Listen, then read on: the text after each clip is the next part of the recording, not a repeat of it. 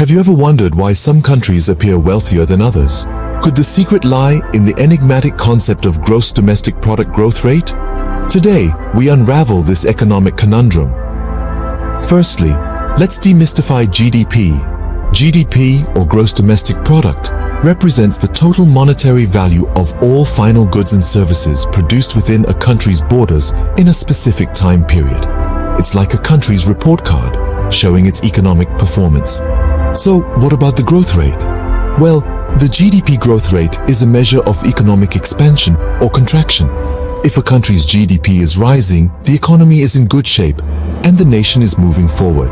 If the GDP is falling, the economy could be in trouble and the nation is losing ground. But how does this relate to a country's wealth? GDP growth rate plays a pivotal role in a country's wealth accumulation.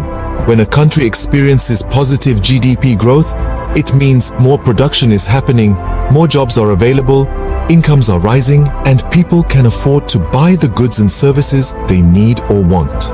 In essence, a higher GDP growth rate can lead to an increase in a nation's wealth. However, it's not as simple as it sounds. A high GDP growth rate doesn't always equate to wealth for everyone. Wealth distribution is a key factor. For instance, if a country's GDP is growing but only a small segment of the population is benefiting, then wealth inequality can increase. Also, it's important to note that the GDP growth rate is just one indicator of economic health.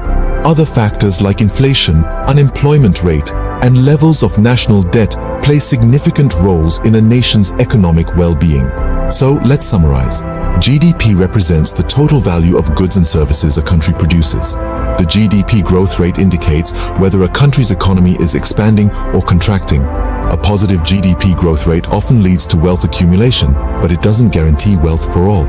And finally, while the GDP growth rate is important, other economic indicators also contribute to a country's overall economic health. So, next time you hear about a country's GDP growth rate, you'll know exactly what it means and how it might be affecting that country's wealth.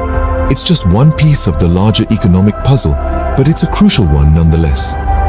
Remember, economics isn't just about numbers and charts, it's about people and how we can create societies where everyone has the opportunity to prosper. That's the true wealth of nations.